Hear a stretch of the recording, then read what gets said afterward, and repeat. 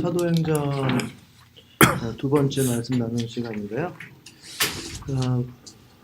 저 방언이라는 부분이 특별히 이제 초반부에 집중적으로 나오잖아요. 그래서 지난번에 성령 충만이라는 것이 무엇인지에 대해서 같이 살펴봤고, 오늘 성경에 여기저기 보면서 왜 방언일지, 하필이면 요즘 흔하지 않은 방언의 어떤 은사를 그들에게 주셨을지 한번 짚어보면서 오늘날 우리들에게 필요한 것은 또 무엇인지 알아보려고 합니다. 사도행전 6장 8절에서부터 14절까지인데요. 제가 한번 읽어드리겠습니다. 스데반은 은혜와 권능이 충만해서 백성 가운데서 놀라운 일과 큰 기적을 행하였다. 그때 구레네 사람과 알렉산드리아 사람과 길리기아와 아시아에서 온 사람으로 구성된 이른바 리버디노 회당에 소속된 사람들 가운데서 몇이 들고 일어나서 스데반과 논쟁을 벌였다. 그러나 스데반이 지혜와 성령으로 말하므로 그들은 스데반을 당해낼 수 없었다. 그러므로 그들은 사람들을 선동하여 스데반이 모세와 하나님을 모독하는 말을 하는 것을 우리가 들었다 하고 말하게 하였다. 그리고 백성과 장로들과 율법 학자들을 부추겨 스데반에게로 몰려가서 그를 붙잡아 의회로 끌어오게 하였다. 그리고 거짓 증인을 세워서 이렇게 말하게 하였다. 이 사람은 쉴 새 없이 이 거룩한 곳과 율법을 거슬러 말합니다. 이 사람이 나사렛 예수가 이곳을 헐고 또 모세가 우리에게 전하여준 규례를 뜯어 고칠 것이라고 말하는 것을 우리가 들었습니다. 중학교 때 이런 성령 충만, 은사에 대해서 같이 성경 공부를 할 시간이 있었는데 대부분의 학생들은 방언이라고 하는 은사는 난 하지 않겠다. 내가 선택할 수 있다면 조금 더 세련된 것으로 하고 싶다. 이렇게 얘기하는 게 일반적이었어요.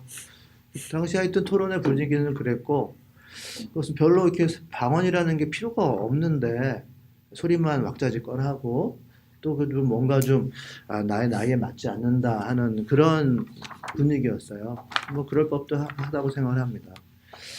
결국 이제 이 방언이라고 하는 게 뭐냐 요즘에 잘 없잖아요. 그러나 또 어디 오지 같은 데서는 또 있다고 하는데 결국 저는 이렇게 해석을 하게 됐어요. 그러니까 우리나라 사람들이라면 잘 못 알아듣는 외국 사람들에게 하나님이 하실 말이 있으니까 방언이란 은사를 주신 것이 아니냐. 하나님께서 집중하시는 어떤 부분이 있으니까 방언을 그 필요에 맞게 주신 것이라고 이렇게 이해하는 게 맞다라고 저는 이렇게 보게 되는데요. 어쨌든 이 방언이라는 것을 통해서 막 말을 하나님의 뜻을 전하게 될 때 그때부터 갈등은 시작됐다고 보는 것이 맞을 것 같습니다.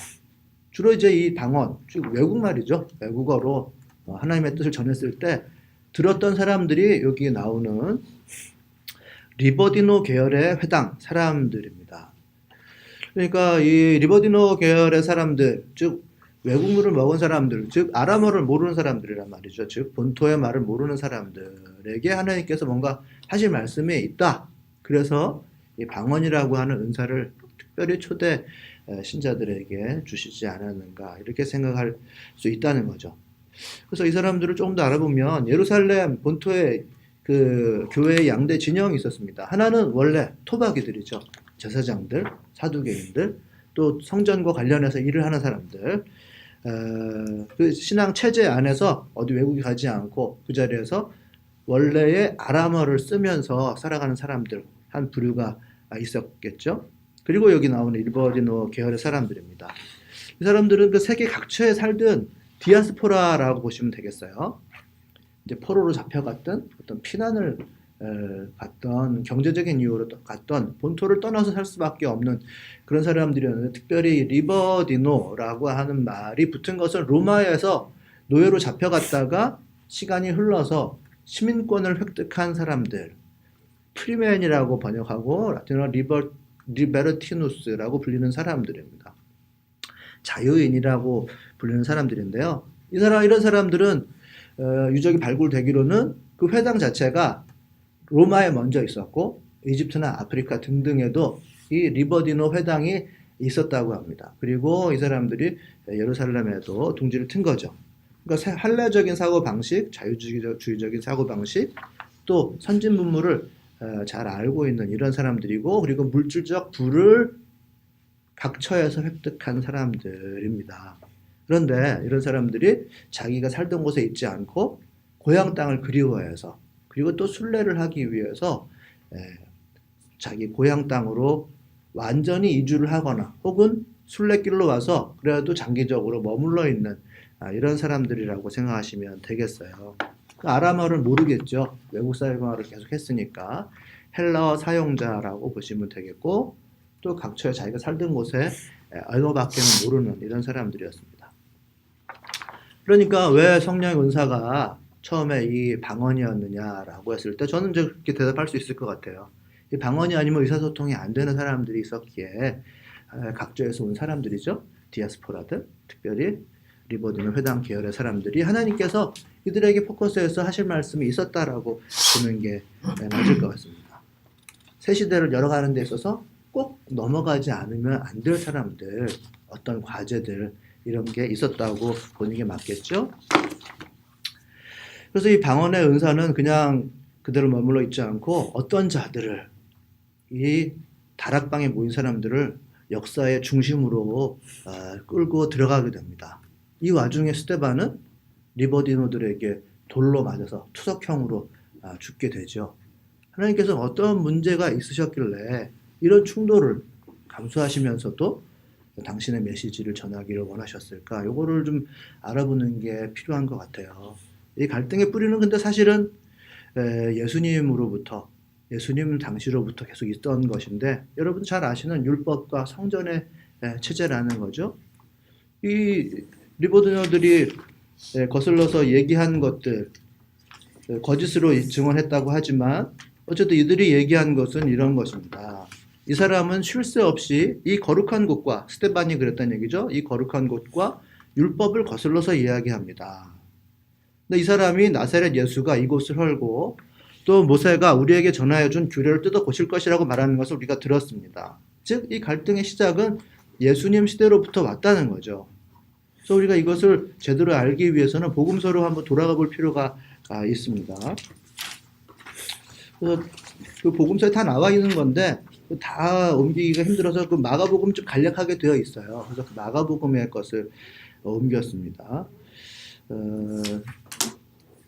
보시면 예루살렘에 예수님께서 들어가셔서 거기서 성전 청결이라고 하는 사건이 벌어진 이 부분인데요. 읽지는 않겠습니다. 그러나 여러분들이 일단 주목해서 보실 부분은 성전에 들어가셔서 성전 뜰 안에 팔고 사고 하는 사람들을 내쫓으셨다라고 하는 것이 제일 처음에 나와요. 장사하는 사람들을 내쫓으신 부분이 나오거든요. 근데 이 사람들을 외부에서 들어온 잡상인이 아닙니다.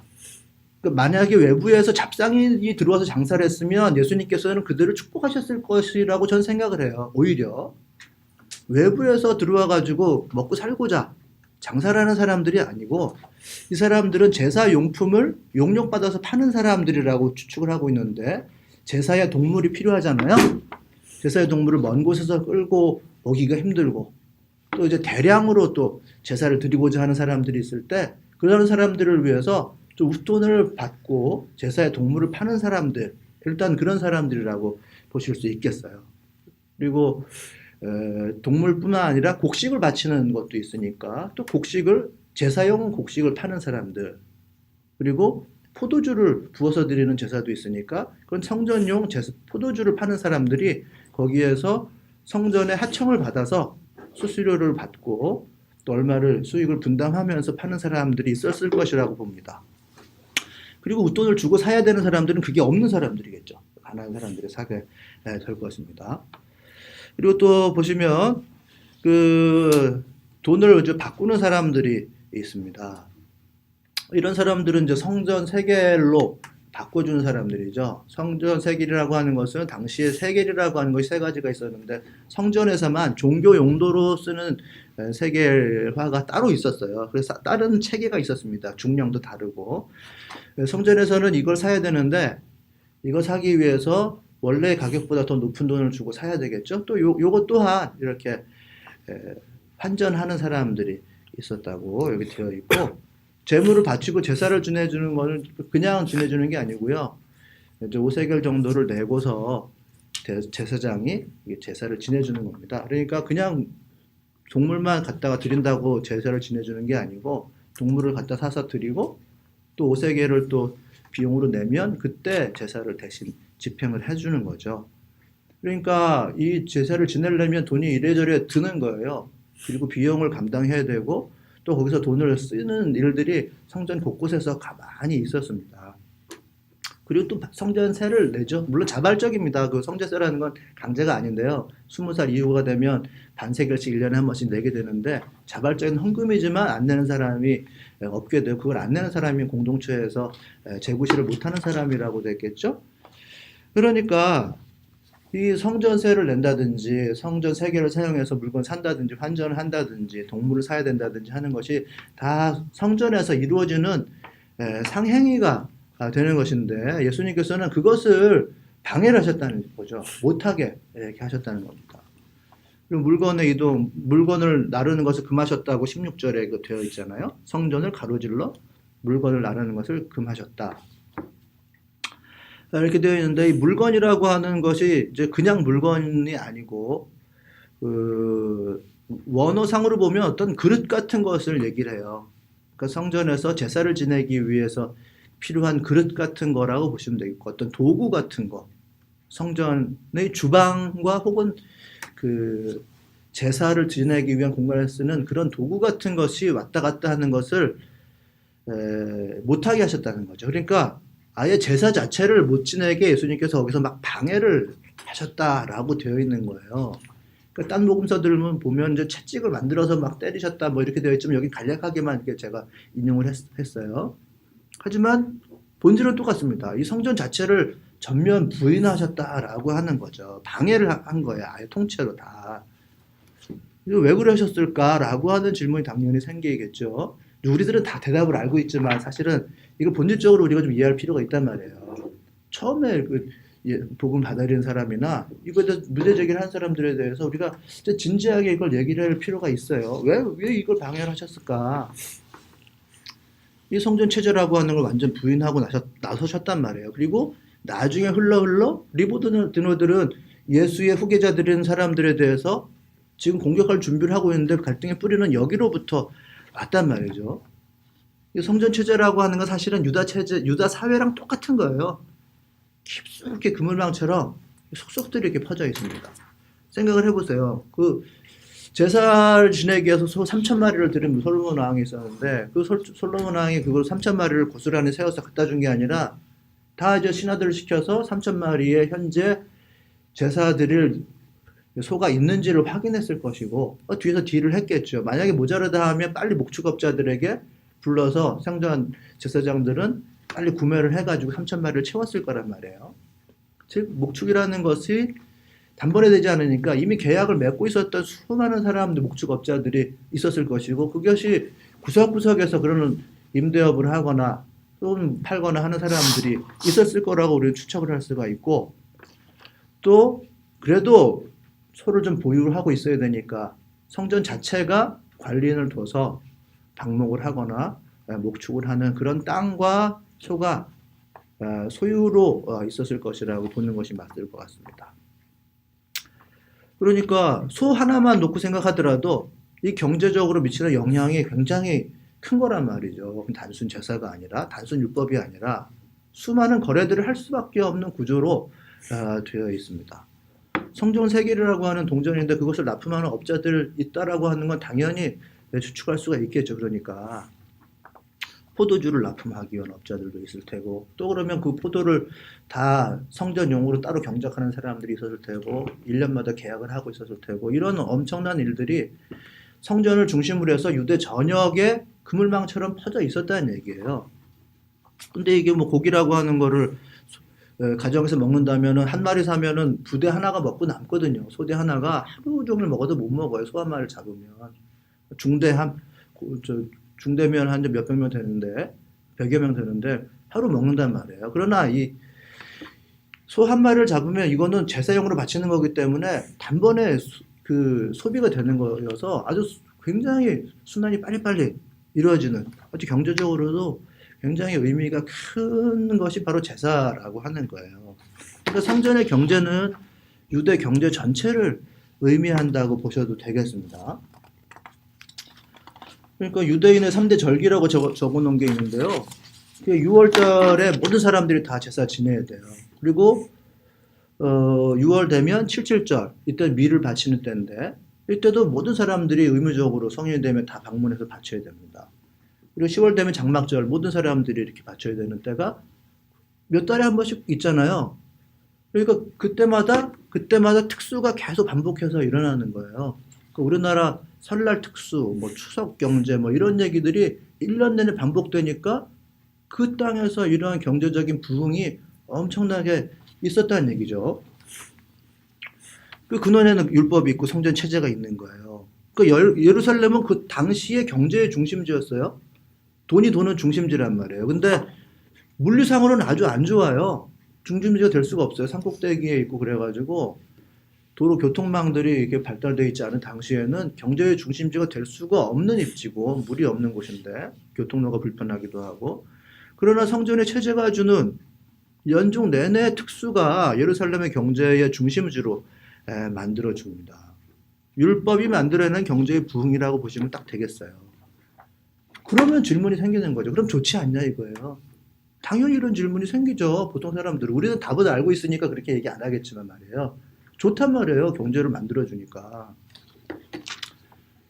그 돈에 대해서 참 생각을 해보게 돼요. 이런 걸 읽으면.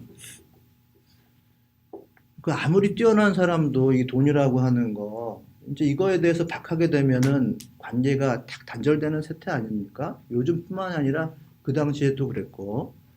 돈이라는 게 중요해요. 그리고 이러한 일들이 자연 발생적으로 생겼을 거야. 성전 중심으로 해서. 제사를 드려야 한다면. 그 돈이 없으면, 없는 경우는 말고 짠돌이들 있잖아요. 인색한 사람들이 막 돈을 막 아끼고 그러면 좀 약간 추하게 보이는 게 사실 아니겠어요? 이런 사람들은 돈 문제가 결국 발전해서 사람 관계까지 이렇게 끊어내는 식으로 되는데, 돈 문제를 어쩔 수 없이 박절하게 할 수밖에 없는 사람은 돈이 없는 사람들이겠죠. 돈이 없으면 돈 문제에 대해서 박절하게 대할 수밖에 없고 인간관계는 조금씩 축소가 된단 말이에요. 그러니까 우리가 이제 단순 물질은 물질이지만 그게 물질뿐만이 아니라 사람과의 관계까지 이게 넓어진다라고 하는 것을 우리가 완전히 염두에 둬야 됩니다. 뭐 저 같은 경우는 있으면 좀 사용하겠지만 없으면 또 이렇게 뭐랄까요? 약간 숨어지는 스타일이라 그래야 되나? 대부분이 또 그러지 않을까 싶은데 뭐 친구 모임에 안 나간다든지 뭐 그렇게 지내는 그런 스타일이에요. 그러니까 좁아들단 말이죠. 좋기는 돈에 집착하지 않고 자기가 좋아하는 일을 한다든지 뭐 원두를 볶는 일 상호 형제 하잖아요. 그런 일을 열심히 하고 돈에 집착하지 않는데 재물이 따라온다면 뭐 가장 좋긴 하겠죠. 돈이라고 하는 것을 놓고 우리가 관념적으로 부정적으로 볼 게 아니라 어째 돈이라는 게 고마운 거 아니겠어요? 우리한테? 뭐 저 같은 경우는 이 목회를 한다든지 또 즐거운 반대 불에서 봉사를 이렇게 한다 할 때 돈에 막 집착해서 하지 않고 열심히 일하지만 재물이 따라오면 그게 가장 좋을 거라고 봐요. 저는 뭐 그렇게 생각합니다. 그리고 그런 사람들이 주목을 받지요, 사실은. 그런 뉴스엔조이 그 이중직을 가진 목회자들 칼럼이라고 해도 그런 이제 시리즈가 있어요. 박요셉 기자라고 있습니다. 그분이 이제 그런 부분을 취재해서 올리시는데 그걸 유심히 보게 돼요. 저절로. 왜냐하면 돈이라고 하는 것에 대해서 자유롭기 위해서 그렇게 이중직을 하는 목회자들이라고 하는 컨셉으로 계속 이렇게 취재를 해서 올리기 때문에 계속 보게 되는데 최근에는 1000명 정도의 큰 담임 교회 목사직을 내려놓고 6평 정도의 카페를 운영하면서 목회를 하시고 또 이제 25명 정도의 어떤 사이즈의 교회에서 목회를 하시는 분이 소개가 됐어요. 그러면서 책도 내시고 이랬는데 도대체 그 구조가 무엇일까? 저희 돈에 대해서 풀이하면서도 목회를 이렇게 하고 계시는 그 구조가 무엇일지가 좀 굉장히 궁금하거든요. 왜냐하면 부딪히는 문제고 돈에 대해서 자유롭지 않은 저희이기 때문에 그런 부분에서 굉장히 중요한 부분이라고 저는 생각해서 본단 말이죠. 저도 그렇게 돼요. 여러분들도 그런 돈이라고 하는 부분에 대해서 단순 물질이 아니라 나의 인생과 나의 비전과 또 나의 삶 전체를 아우르는 여러 가지 관계의 측면으로 돈이라는 것이 발전하기 때문에 여러분들도 다 이 돈이라는 거 하는 것에 대해서 민감하게 반응을 하실 거예요. 그 돈이라고 하는 것이 이제 중요하죠. 근데 좀 중요하다고 보고 관리가 중요하다고 생각을 하거든요. 돈에 대한 그 어떤 그 뭐 고마움, 물질에 대해서 고마운지 모르겠지만 어쨌든 그걸 중요하게 생각하는 마음이 굉장히 이제 필요한 것 같고요. 어떤 사람들은 때로 돈이 자기한테 언제나 있을 것처럼 생각하는 사람도 있어요. 뭐 어릴 때 집이 부유한 이런 경험? 이런 사람들 같은 경우는 아주 먹고 마시는 것에 일가견이 있죠. 그리고 브랜드를 좋아한다든지 세련된 거하고 상관없이 브랜드 자체가 이렇게 선호되는 이제 그런 사람들도 있단 말이에요. 좀 관리를 잘 해야 되는 것이 이제 굉장히 중요한데 저는 그 옛날 말에 돈이라고 하는 것, 재물이라고 하는 것은 양명지원이라고 해서 양이라고 하는 것은 뭔가를 키워낸다라고 하는 거잖아요. 명이라고 하는 것은 생명인데 인생 전체를 얘기를 해요. 사람을 얘기를 하고 돈은 사람을 키워내는 원천이다라는 뜻이에요. 오늘날 우리 공자 명자를 얘기하지만 공자 명자 주위에 돈이 많은 갑부가 그 사람을 서포트하고 그 사람을 왕에게 천구하고 하지 않았으면 우리는 공자 이름도 몰랐을 겁니다. 공자가 공부만 했으면 공자의 사상은 우리나라 여기까지 전파가 안 됐을 거예요. 그러나 그 주위에 그를 후원하는 부자가 있고 권력자가 있었기 때문에 공자의 사상이 오늘까지 영향을 미치는 거거든요. 그러니까 돈이라고 하는 것은 그와 같은 역할을 분명히 해줘요. 그리고 그것이 없으면 때로는 사람의 생명을 앗아가는 것이 돈의 부재라고 하는 거거든요. 물질은 물질인데 그게 없으면 죽음이에요. 이 성전체제의 문제라고 하는 것은 바로 거기에 있습니다. 성전체제라는 것이 유대사회 곳곳에 거미줄처럼 뻗어 있지만 어떤 사람은 돈이 있고 어떤 사람은 돈이 없다는 거예요. 그리고 성전체제는 바로 그 없는 사람을 밟고 서 있다라고 하는 거. 그리고 그 모양은 하나님께서 그 없는 사람을 밟고 서 있는 모양새가 되어 있다고 하는 거죠. 없는 자 대명사 과부죠. 자기가 벌 수 없고 벌어주는 사람이 없고 돌봄받지 못하고 벌을 받아서 어떻게 되었다고 업신여김을 받는 사람들 과부라고 하는 것으로 대표되고 있습니다.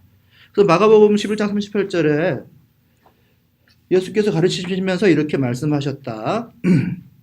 율법학자들을 조심하여라. 그들은 예복을 입고 다니기를 좋아하고 장터에서 인사받기를 좋아하고 회당에서는 높은 자리에 앉기를 좋아하고 잔치에서는 윗자리에 앉기를 좋아한다. 그들은 과부들의 가산을 삼키고 남에게 보이려고 길게 기도한다. 이런 사람이야말로 더 엄한 심판을 받을 것이다.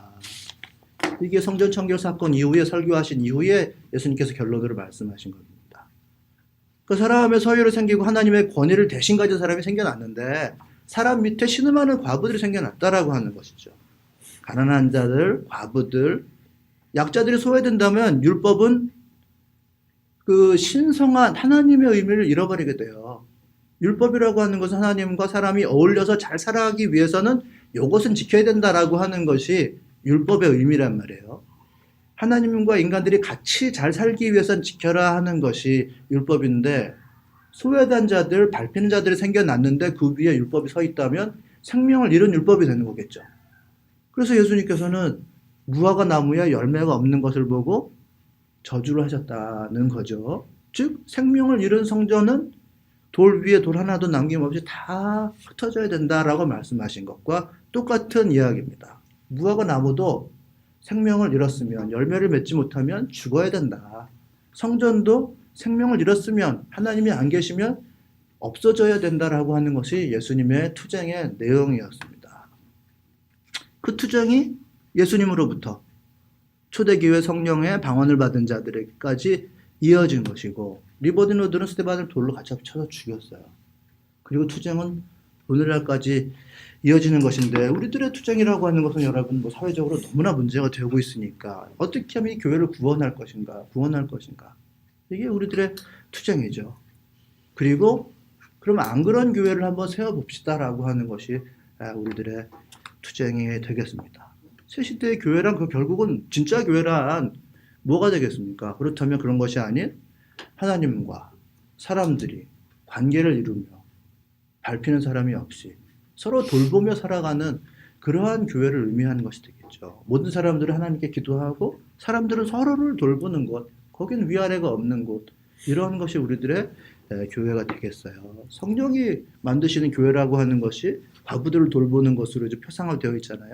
사도행전 6장 1절에 보면 쭉 나와 있습니다. 오늘 읽은 본문의 전에. 그 돌보는 일은 우리들에게 있어서 분명히 중요한 것이고, 그 돌보는 일은 여러분들 말로 사람들을 돌보아 보셨죠? 한마디 말을 우연찮게 던져서 격려하고 돌봤는데 사람이 살아나는 일이 있어요. 다 포기했던 사람들이 격려를 받고 다시 힘을 얻는 그런 것이 바로 돌봄이라고 하는 것이에요. 영어로 케어라고 하는 게 남과 남이 따로따로 떨어져 살지만 말을 한마디 제대로 해주었을 때 사람이 살아나는 것이, 생명을 얻는 것이 바로 돌봄이라고 하는 것입니다. 돌보는 일을 우리 안에서 우리들은 막 시작하고 있고 풍성하게 넘쳐나고 있어요.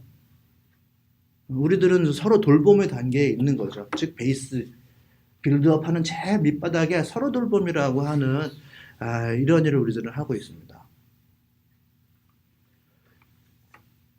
교회가 사람을 돌보는 일을 하지 않는다면 그야말로 경제적인 어떤 유익을 많이 주고 여러 가지 유익을 끼치고 견도도 많이 하지만 그 가운데 사람과의 관계가 사라지고 서로 돌보는 일이 끊어진다라고 하면 그건 교회가 이미 아니게 되는 거죠. 그리고 돌본 만큼 사람을 어렵게 하는 게 없습니다. 저는 이제 사람을 아주 어려운 사람들을 돕는 그런 일을 교회에서 맡았기 때문에 또 그런 사람들을 자주 접하게 되었는데요. 그 돌봄이 필요한 사람들의 특징이 있어요, 여러분. 뭐 이 안에도 있을 수 있고 바깥에도 있을 수 있고 저는 이제 특히 북에서 넘어온 청년들 이들을 이제 돌보는 일을 이전 교회에서 같이 했었는데 이 친구들이 보면은 좀 지속성이 없어요. 그러니까 사람이 그렇잖아요. 아무것도 없는 없을 무에서 유로 나아가기 위해서 발버둥을 치는 사람들이 돌봄을 필요로 하게 되는데 그러니까 무계획적이에요. 뭔가 있고 자기 직업이 있고 이런 사람들은 그것을 중심으로 해서 계획을 세우고 지속성 있게 일을 합니다. 지속성 있게 일을 함으로써 일이 생길 수도 있지만 어떤 일이 있으면 또 지속적으로 하게 되고 계획을 가지게 되죠. 근데 아무것도 없는 사람들은 일반적으로 그래요. 그렇게 아주 극단적으로 아무것도 없을 무에 처해 있는 사람들은 계획을 잘 가지기가 힘들고 지속적이지 않아요. 변덕에 죽을 듯 하는 경우가 많아요. 어제 뭐 도움이 필요하다 그래가지고 뭘 준비해서 그 다음날 가면 필요 없다 그러는 경우도 있어요. 참 그러면 배신감을 느끼게 되고 뭐 배신감은 실제로 막 절도를 해가지고 가지고 도망가고 이런 일도 많았어요. 그 바나바 하우스라고 해서 이 친구들을 같이 함께 살게끔 했는데 거기 돈을 가지고 도망간다든지 또 차를 가지고 도망간다든지 이런 일들이 한 2번, 3번 있었습니다. 나중에 잡아서 막 때리기도 하고 막 그랬지만 제가 때린 건 아니고 또 그분이 막 때리기도 하고 막 그런 일이 생길 정도로 배신감을 크게 가지게 된단 말이에요. 또 마음에 들지 않으면 불평불만을 바로 토로하고 자신의 삶에서 애초에 불평이 있으니까 도와준답시고 했지만 허점이 보이면 바로 약점을 지적하고 막 불만을 토로하고 대들고 싸우게 되고 그러니까 돌본다는 일이 간단하지가 않아요. 돌보는 일을 하는 사람도 천사가 아니고 받는 사람도 천사가 아니고 또 우리는 돌본다 그럴 때 누가 권위를 누구에게 주거나 그러지 않잖아요. 권위가 없는 상태에서 돌본다라고 하는 게 1대1인데 누가 누굴 돌보냐 자존심의 문제도 생기게 되고 돌봄이라고 하는 것이 쉽지가 않아요. 생명을 전달하는 일이기 때문에 내 에너지도 엄청나게 들어가는 일이지만 돌봄을 받는 사람들이 순순하게 선선하게 발전을 해주질 않습니다. 그런 어려운 처지에 있는 사람들은 당연히 그렇게 돼요. 그리고 우리도 그런 처지에 가면 그렇게 돼버리죠. 왜냐하면 실리를 따라서 빠릿빠릿하게 움직여야 정말 그 상태에서 올라가기 때문에 인생이 길지 않은데 언제 기다리고 있습니까? 아주 도 닦는 사람 마냥 이렇게 차분하게 있지는 않는단 말이에요. 아주 이기적으로 되기가 쉽고 투쟁적으로 되기가 쉬워가지고 돌봄을 주고받는 일은 반드시 그 안에 갈등의 요소들을 담고 있다고 보시면 되겠어요. 6장 1절에 헬라파 과부와 히브리파 과부가 있었고 서로 똑같이 나눠주질 못해서 헬라파 과부들이 불만하고 불평했다는 얘기가 나와요. 저는 실제로 잘못 배분이 되었을 수도 있다고 생각을 하지만 또 한편으로는 애초에 그럴 수밖에 없는 구조라고 저는 생각을 해요. 이 사람들에게 고르게 물건을 나눠주기 위해서는, 구호품을 나눠주기 위해서는 방언이라고 하는 것이 꼭 필요했다고 봅니다. 말을 못 알아들어서는 절대로 공평하게 일을 처리할 수가 없으니까. 그러나 방언만으로 안 되어서 나중에는 7명의 집사를 뽑게 돼요. 그들에게 필요한 덕목이 첫 번째는 신망, 즉 믿음직한 사람이고, 두 번째는 성령 충만이고, 세 번째는 지혜예요. 사람을 돌보는 일이 교회에서는 핵심 중에 핵심이고, 그것이 없으면 생명이 없습니다. 그러나 그 일은 쉽지가 않고 굉장히 어려운 일이에요. 그리고 불평과 불만과 갈등이 그 가운데선 꼭 있습니다. 그러니까 내가 이제 돕겠습니다 라고 나섰을 때 성령의 능력이 없이 그냥 돕는 일은 거의 잘 지속이 되지 않을 가능성이 많아요. 왜냐하면 빨리 그 상태를 벗어나고 싶은 사람들이기에, 어떤 필요가 있는 사람들이기에, 관념적으로 얘기하자면 없을 무에서 있을 유로 가고자 하는 사람들이기에 그렇게 된단 말이죠. 때로는 막 경솔해가지고 막 사기를 당해오기도 하고 그런 일도 많았어요. 과거에 그 북한 그 친구들 돌보고 그럴 때 불안감, 초조감이 늘 있어가지고 돌보려고 해도 내가 불안하고 내가 초조하고 막 그렇게 돼버리단 말이죠. 이때 성령과 함께 하지 않으면 그 귀중한 일들을 제대로 감당할 수가 없게 됩니다. 성령의 능력이 그래서 방언으로부터 외부적으로 시작되고 내부적으로도 방언이 안으로 역할을 하게 되는 것이고, 그것만으로 되지 않아서 믿음과 신망과 성령의 능력과 지혜가 동시에 필요하게 된다는 거죠. 왜 방언일까요? 라고 하는 제목, 사실은 뭐 제목과 상관없는 내용을 전해드렸습니다만은 하나님께서는 꼭 이 교회에 대해서 문제 제기를 하신다는 말이죠. 그것이 겉으로 아무리 그럴듯한 체계를 가지고 있다 하더라도 하나님을 섬기는 사람들이 돌보지 않는다고 하면 사실은 하나님은 떠나가신 교회가 되고 생명을 잃은 열매가 없는 무화과 나무처럼 되어버린다라고 하는 것이에요. 우리 교회도 이제 돌봄을 막 하려고 하고 여러분들이 아주 열성적으로 하고 있어서 너무 감사드리고, 뭐 하려고 해도 그렇게 안 되는 경우는 많지 않겠어요? 그러나 어떻게 관계가 이렇게 좋게 맺어져서 서로를 돌보고 집으로 초대하고 아이들을 서로 이렇게 나눠서 양육하고 하게 되는지 참 감사해요. 그래 쉽지 않으실 텐데 참 그렇게 또 이렇게 좀 모이는 것도 좋아하시는 분들이 우연히 이렇게 모이게 되시고 너무나도 감사합니다. 저는 그 인터넷을 보다 보니까 이 은평 마을에 이제 제가 2년 전에 같이 정책위원을 참가해서 만든 온마을 돌봄 시스템이라는 게 있어요. 혁신교육지구거든요, 여기가. 거기서 만든 온마을 돌봄 시스템이라고 있는데, 그게 발전을 해서 한 교회, 한 학교 돌봄 시스템이 생겼습니다.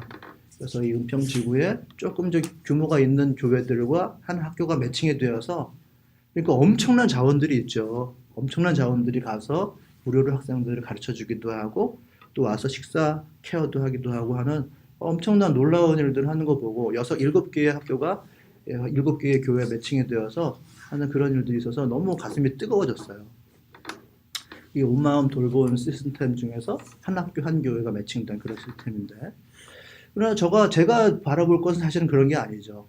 좀 즐거운 반딧불이는 그 시스템 내에서 그 연계 돌봄을 하는 곳이에요. 그러니까 구청과 이 복지관 사이에서 그 비어있는 것을 연계해서 협업을 하는 그런 연계 돌봄 시스템에 이제 즐거운 반딧불이는 들어와 있고, 또는 틈새 돌봄이라고 그래가지고 거기에서 취약계층이 아닌데도 돌봄이 필요한 아이들을 돌보는, 문화적으로 또는 잠깐 돌보는 짧은 돌봄 시스템에 이렇게 들어와 있습니다. 그러니까 돌봄이라고 하는 것도 자기의 역할이 있고 시기가 있고 때가 있다는 얘기죠. 우리 교회는 저는 이제 상호 돌봄, 서로 돌봄을 막 시작하는 단계에 있다고 봐요. 서로 돌봄이라고 하는 것은 제일 베이스예요. 서로 돌봄이 잘하면 외부적으로 돌보게 되고, 돌봄이라는 것이 발전해서 그 무엇으로 될지는 모르겠어요. 그런 서로 돌봄이라고 하는 것은 아까 말씀드렸듯이 굉장히 어려운 과정을 통해서 방언과 지혜와 신망을 통해서 이루어지는 것입니다.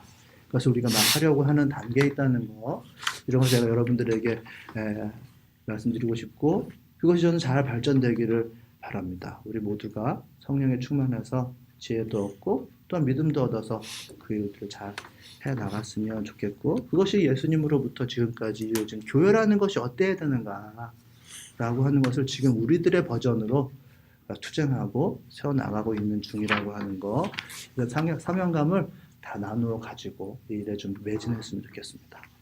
네, 말씀 마치도록 하겠습니다.